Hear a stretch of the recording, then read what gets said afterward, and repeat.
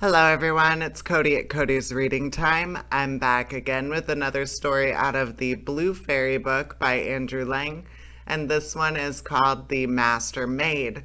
I hope you enjoy it. And if you do enjoy my narrations, please subscribe. I upload new stories every single day, and there will always be new stories to listen to. All right, let's get started in on The Master Maid. Here we go. Once upon a time, there was a king who had many sons. I do not know exactly how many there were, but the youngest of them could not stay quietly at home and was determined to go out into the world and try his luck. And after a long time, the king was forced to give him his leave to go. When he had traveled about for several days, he came to a giant's house and hired himself to the giant as a servant. In the morning, the giant had to go out to pasture his goats, and as he was leaving the house, he told the king's son that he must clean out the stable. And after you have done that, he said, you need not do any more work today, for you have come to a kind master, and that you shall find. But what I set you to do must be done both well and thoroughly, and you must on no account go into any of the rooms which lead out of the room in which you slept last night. If you do, I will take your life. Well, to be sure, he is an easy master, said the prince to himself as he walked up and down the room humming and singing, for he thought there would be plenty of time left to clean out the stable. But it would be amusing to steal a glance into his other rooms as well, thought the prince, for there must be something that he is afraid of my seeing, as I am not followed or allowed to enter them. So he went into the first room. A cauldron was hanging from the walls. It was boiling, but the prince could see no fire underneath it. I wonder what's inside it, he thought, and dipped a lock of his hair in it, and the hair became just as if it were all made of copper. That is a nice kind of soup. If anyone were to taste that, his throat would be gilded, said the youth, and he went into the next chamber. There, too, a cauldron was hanging from the wall, bubbling and boiling, but there was no fire under this either. I will just try what this is like, too, said the prince, thrusting another lock of his hair into it, and it came out silvered over. Such costly soup is not to be had in my father's palace, said the prince, but everything depends on how it tastes. And then he went into the third room. There too was a cauldron hanging from the wall, boiling, exactly the same as in the other two rooms, and the prince took pleasure in trying this also. So he dipped a lock of hair in, and it came out so brightly gilded that it shone again.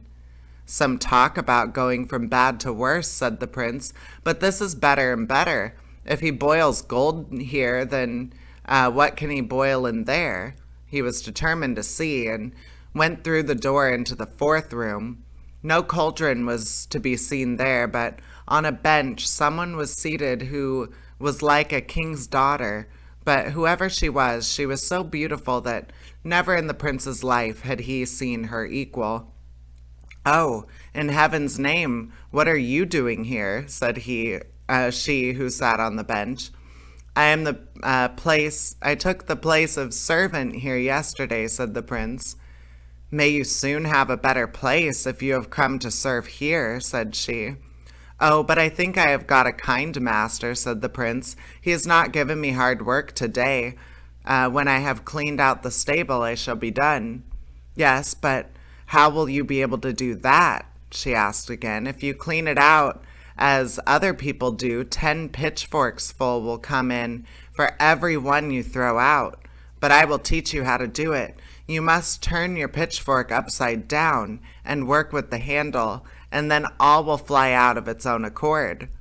Yes, I will attend to that, said the prince, and stayed sitting where he was the whole day, for it was soon settled between them that they would marry each other, he and the king's daughter. So the first day of his service with the giant did not seem long to him. But when evening was drawing near, she said that it would now be better for him to clean out the stable before the giant came home. When he got there, he had a fancy to try if what she had said were true, so he began to work in the same way that he had seen the stable boys doing in his father's stables. But he soon saw that he must give that up, for when he had worked a very short time, he had scarcely any room left to stand. So he did what the princess had taught him, turned the pitchfork round, and worked with the handle, and in a twinkling of an eye the stable was as clean as if it had been scoured. When he had done that, he went back again into the room into which the giant had given him leave to stay, and there he walked backward and forward on the floor and began to hum and sing. Then came the giant home with the goats. "Have you cleaned the stable?" asked the giant. "Yes, now it is clean and sweet, master," said the king's son. "I shall see about that," said the giant, and went round to the stable, but it was just as the prince had said. "You have certainly been talking to my master Maid, for you never got that out of your own head," said the giant. "Master Maid? What kind of a thing is that, master?" said the prince, making himself look as stupid as a donkey. "I would like to see that." "Well, you will see her quite soon enough," said the giant.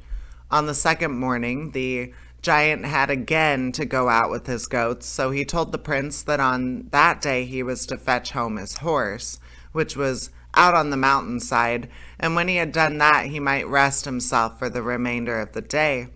"For you have come to a kind master, and that you shall find," said the giant once more.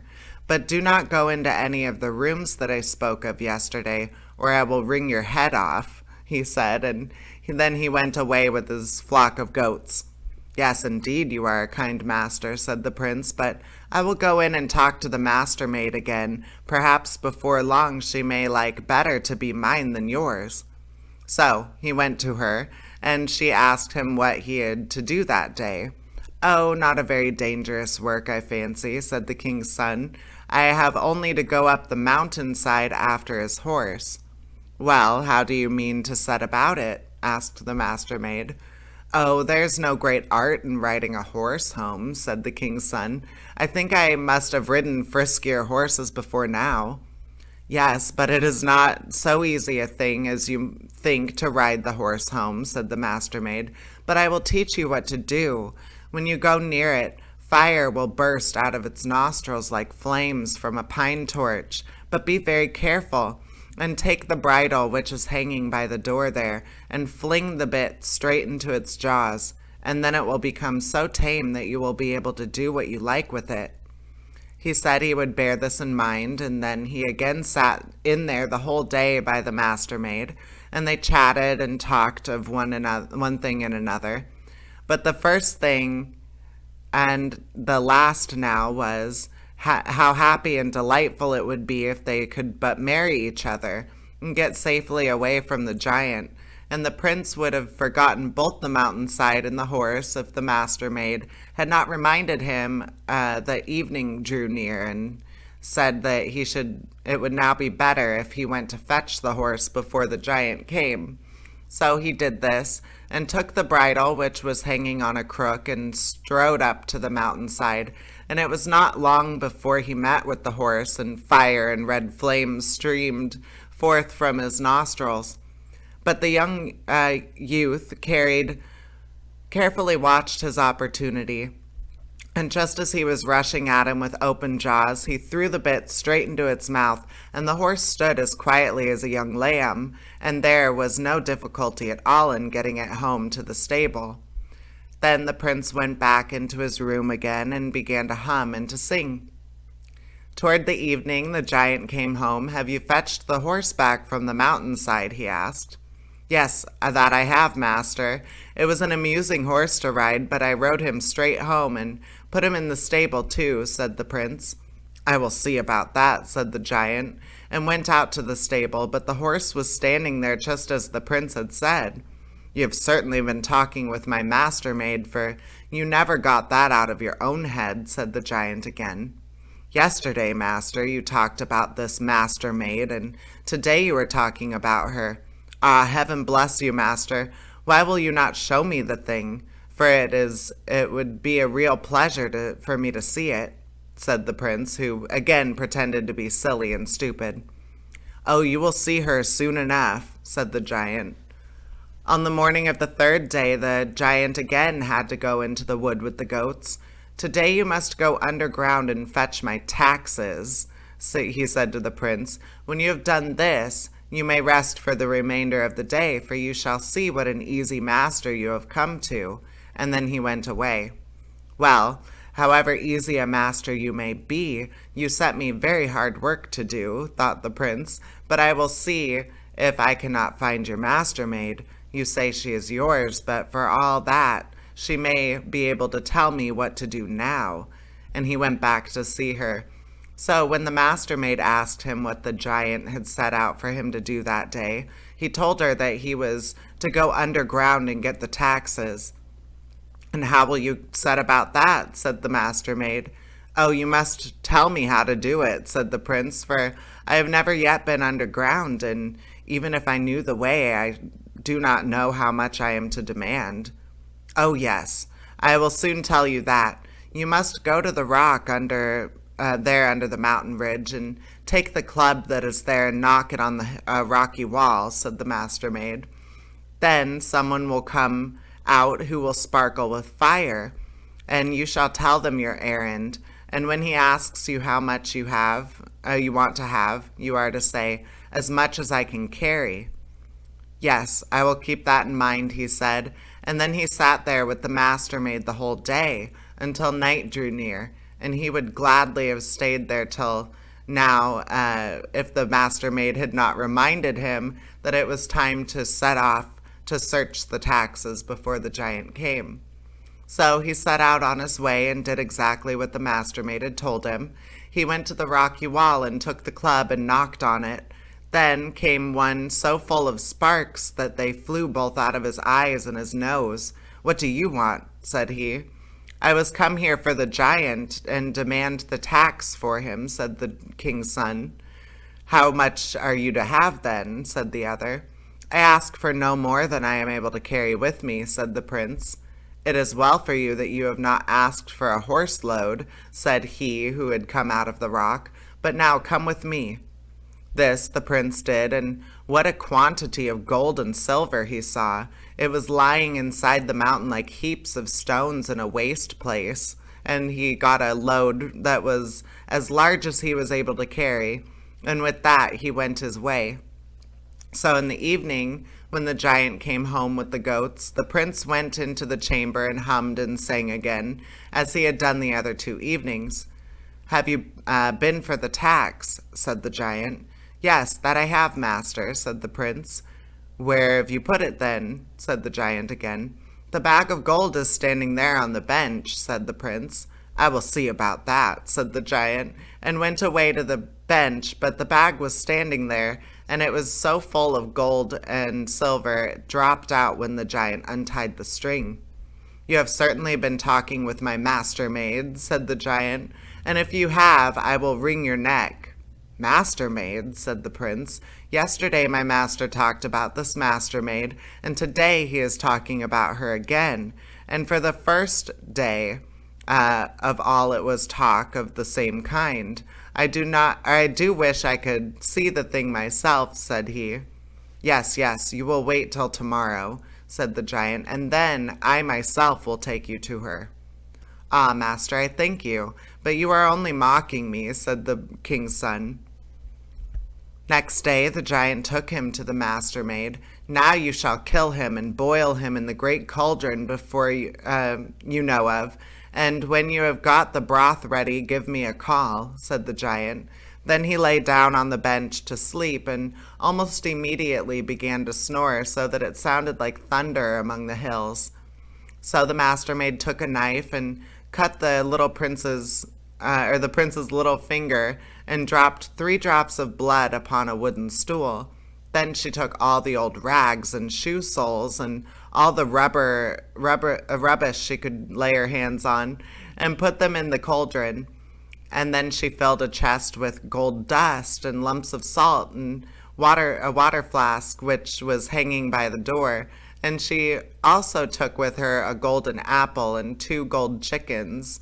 And then she and the prince went away with all speed they could, and when they had gone a little way, they came to the sea, and then they sailed, but where they got the ship from, I've never been able to learn.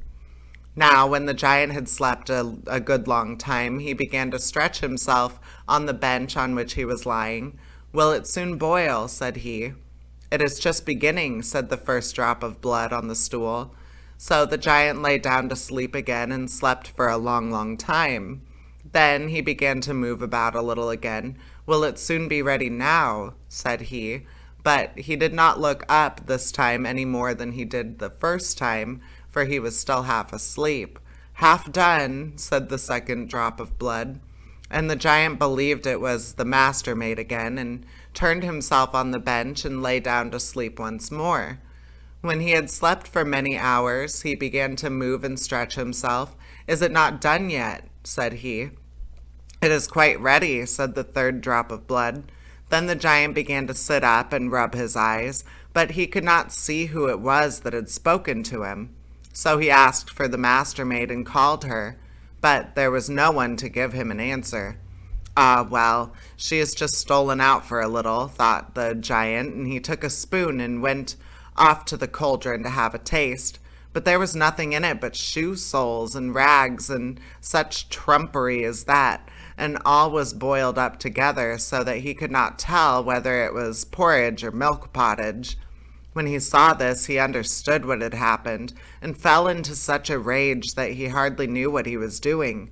Away he went after the prince and the master-maid so fast that the wind whistled behind him, and it was not long before he came to the water, but he could not get over it. Well, well, I shall soon find a cure for that. I have only to call the river-sucker, said the giant, and he did call him. So his river-sucker came and lay down and drank 1, 2, 3 draughts, and with that the water in the sea fell so low that the giant saw the master-maid and the prince out on the sea in their ship. Now you must throw out the lump of salt, said the master-maid, and the prince did so, and it grew up into such a great high mountain right across the sea that the giant could not come over it, and the river-sucker could not drink any more water. Well, well, I shall soon find a cure for that, said the giant. So he also called to his hill-borer to come and bore through the mountain so that the river-sucker might be able to drink up the water again. But just as the hole was made and the river-sucker was beginning to drink, the master-maid told the prince to throw 1 or 2 drops out of the flask, and when he did this, the sea instantly became full of water again, and before the river-sucker could take 1 drink, they reached the land and were in safety. So they determined to go home to the prince's father, but the prince would on no account permit the master-maid to walk there, for he thought that it was too unbecoming either for her or for him to go on foot. Wait here the least bit of time while I go home for 7 horses which stand in my father's stable, said he. It is not far off, and I shall not be long away, but I will not let my betrothed bride go on foot into the castle. Oh, no, do not go, for if you go home to the king's palace, you will forget me. I foresee that. How could I forget you? We have suffered so much evil together and love each other so much, said the prince, and he insisted on going home for the coach with the 7 horses, and she was to wait for him there by the seashore. So at last the master-maid had to yield, for he was so absolutely determined to do it. But when you get there, you must not even give yourself time to greet anyone, but go straight into the stable and take the horses and put them in the coach and drive back as quickly as you can, for they will all come round about you, but you must behave just as if you did not see them, and on no accounts must you taste anything, for if you do, it will cause great misery both for you and for myself, said she, and this was promised. But when he got home to the king's palace, one of his brothers was just going to be married, and the bride and all her kith and kin had come to the palace, so they all thronged around him and questioned him about this and that, and wanted him to go in with them. But he behaved as if he did not see them and went straight to the stable and got out the horses and began to harness them. When they saw that they could not by any means prevail on him to go in with them, they came out to him with meat and drink and the best of everything that they had prepared for the wedding. But the prince refused to touch anything and would do nothing but put the horses in as quickly as he could.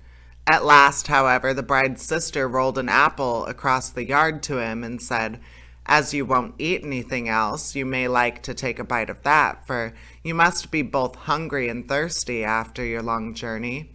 And he took up the apple and bit a piece out of it. But no sooner had he got the piece of apple in his mouth than he forgot the master-maid, and that he was to go back to in the coach to fetch her. "I think I must be mad. What do I want with this coach and horses?" said he, and then he put the horses back into the stable and went into the king's palace, and there it was settled that he should marry the bride's sister, who had rolled the apple to him. The master-maid sat by the seashore for a long, long time waiting for the prince, but no prince came. So she went away, and when she had walked a short distance, she came to a little hut which stood all alone in a small wood, hard by the king's palace. She entered it and asked if she might be allowed to stay there. The hut belonged to an old crone who was also an ill-tempered and malicious troll. At first she would not let the master-maid remain with her, but at last, after a long time, by means of good words and good payment, she obtained leave.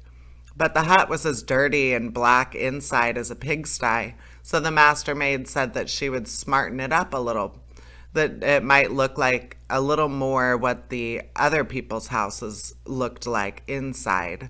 The old crone did not like this either. She scowled and was very cross, but the master-maid did not trouble herself about that. She took out her chest of gold and flung a handful of it or so into the fire, and the gold boiled up and poured out over the whole hut until every part of it, both inside and out, was gilded. But when the gold began to bubble up, the old hag grew so terrified that she fled as if the evil one himself were pursuing her, and she did not remember to stoop down as she went through the doorway, and so she split her head and died. Next morning the sheriff came traveling by there. He was greatly astonished when he saw the gold hut shining and glittering there in the copse, and he was still more astonished when he went in and caught sight of the beautiful young maiden who was sitting there. He fell in love with her at once, and straightway on the spot he begged her, both prettily and kindly, to marry him. "Well, but you have a great deal of money," said the master-maid. "Oh yes, as far as that is concerned, I am not ill off," said the sheriff. So now he had to go home to get the money, and in the evening he came back, bringing a bag with 2 bushels in it, which he sat down on the bench. Well, as he had such a fine lot of money, the master-maid said that she would have him, so they sat down to talk. But scarcely had they sat down together before the master-maid wanted to jump up again. "I've forgotten to see to the fire," said she. "Why should you jump up to do that?" said the sheriff. "I will do that." So he jumped up and went to the chimney in one bound. "Just tell me when you have got hold of the shovel," said the master-maid. "Well, I have hold of it now," said the sheriff. "Then you may hold the shovel and the shovel you, and pour red-hot coals over you till day dawns," said the master-maid. So the sheriff had to stand there the whole night and pour red-hot coals over himself, and no matter how much he cried and begged and entreated, the red-hot coals did not grow the colder for it. When the day began to dawn, he had power to throw down the shovel, he did not stay long where he was, but ran away as fast as he possibly could, and everyone who met him stared and looked after him, for he was flying as if he were mad, and he could not have looked worse if he had been both flayed and tanned, and everyone wondered where he had been, but for very shame he would say nothing. The next day, and the attorney came riding by the place where the master-maid dwelt. He saw how brightly the hut shone and gleamed through the wood, and he too went to it to see who lived there. And when he entered, he saw the beautiful young maiden. He fell in love with her at once, as the sheriff had done, and began to woo her. So the master-maid asked him, as she had asked the sheriff, if he had a great deal of money, and the attorney said that he was not ill off for that, and would go at once home and get it. And at night he came back with a great sack full of money. This time it was a 4-bushel sack, and set it on the bench by the master-maid.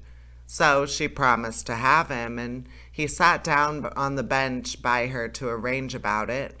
And suddenly she said she had forgotten to lock the door of the porch that night and must do it. "Why should you do that?" said the attorney. "Sit still and I will do it." So he was on his feet in a moment and out to the porch. "Tell me when you've got hold of the door latch," said the master-maid. "I have hold of it now," cried the attorney. "Then you may hold the door, and the door you, and may you go between wall and wall till day dawns." What a dance the attorney had that night! He had never had such a waltz before, and he never wished to have such a dance again. Sometimes he was in front of the door, and sometimes the door was in front of him, and it went from one side of the porch to the other, till the attorney was well nigh beaten to death. At first he began to abuse the master-maid, and then to beg and pray, but the door did not care for anything but keeping him where he was till the break of dawn. As soon as the door let go of its hold of him, off he went. He forgot who ought to be paid off for what he had suffered. He forgot both his sack of money and his wooing, for he was so afraid lest the house door should come dancing after him. Everyone who met him stared and looked after him, for he was flying like a madman, and he could not have looked worse if a herd of rams had been butting him all the night long. On the third day, the bailiff came by, and he too saw the gold house in the little wood, and he too felt that he must go and see who lived there.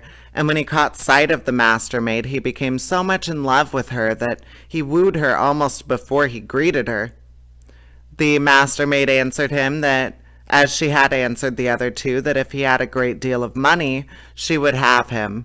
"So far as that is concerned, I am not ill off," said the bailiff. So he was at once told to go home and fetch it, and this he did. At night he came back, and he had still a larger sack of money with him than the attorney had brought. It must have been at least 6 bushels, and he set it down on the bench. So it was settled that he was to have the master-maid, but hardly had they sat down together before she said that she had forgotten to bring in the calf, and must go out to put it in the byre. "No, indeed, you shall not do that," said the bailiff. "I am the one to do that." And big and fat as he was, he went out as briskly as a boy. "Tell me when you have got hold of the calf's tail," said the master-maid. "I have hold of it now," said the bailiff. "Then you may hold the calf's tail, and the calf's tail hold you, and may you go round and round the world together till day dawns," said the master-maid. So the bailiff had to bestir himself, for the calf went over rough and smooth, over hill and dale, and the more the bailiff cried and screamed, the faster the calf went. When daylight began to appear, the bailiff was half dead, and so glad was he to leave loose of the calf's tail that he forgot the sack of money and all else. He walked now slowly, more slowly than the sheriff and the attorney had done, but the slower he went, the more time had everyone to stare and to look at him, and they used it too, and no one can imagine how tired out and ragged he looked after his dance with the calf. On the following day the wedding was to take place in the king's palace, and the elder brother was to drive to church with his bride, and the brother who had been with the giant with her sister. But when they had all seated themselves in the coach and were about to drive off from the palace, One of the trace pins broke, and though they made one, two, and three to put in its place, that did not help them for each broken turn, no matter what kind of wood they used to make them of. This went on for a long time, and they could not get away from the palace, so they were all in great trouble. Then the sheriff said, for he too had been bidden to the wedding at court, "Yonder away in the thicket dwells a maiden, and if you can get her to lend you the handle of the shovel that she used to make up her fire, I know very well that it will hold fast." So they sent off a messenger to the thicket and begged so prettily that they might have the loan of her shovel handle, for which the sheriff had spoken of, that they were not refused. So now they had a trace pin which would not snap in two. But all at once, just as they were starting, the bottom of the coach fell into pieces. They made a new bottom as fast as they could, but no matter how they nailed it together or what kind of wood they used, no sooner had they got the new bottom into the coach and were about to drive off than it broke again, so that they were still worse off than when they had broken the trace pin. Then the attorney said, for he too was at the wedding in the palace, "Away there in the thicket dwells a maiden, and if you could but get her to lend you one half of her porch door, I am certain that it will hold together." So they again sent a messenger to the thicket and begged so prettily for the loan of the gilded porch door of which the attorney had told them, that they got it at once. They were just setting out again, but now the horses were not able to draw the coach. They had 6 horses already, and now they put in 8, and then 10, and then 12. But the more they put in, and the more the coachman whipped them, the less good it did, and the coach never stirred from the spot. It was already beginning to be late in the day, and to church they must and would go, but everyone who was in the palace was in a state of distress. Then the bailiff spoke up and said, "Out there in the gilded cottage in the thicket dwells a girl, and if you could but get her to lend you her calf, I know it would draw the coach, even if it were as heavy as a mountain." They all thought that this was ridiculous to be drawn to church by a calf, but there was nothing else for it but to send a messenger at once and beg as prettily as they could on behalf of the king that she would let them have the loan of the calf that the bailiff had told them about. The master-maid let them have it immediately. This time also she would not say no. Then they harnessed the calf to see if the coach would move, and away it went, over rough and smooth, over stock and stone, so they could scarcely breathe, and sometimes they were on the ground and sometimes in the air, and when they came to the church the coach began to go round and round like a spinning wheel, and it was with the utmost difficulty and danger that they were able to get out of the coach and into the church. And when they went back again, the coach went quicker still, so that most of them did not know how they got back to the palace at all.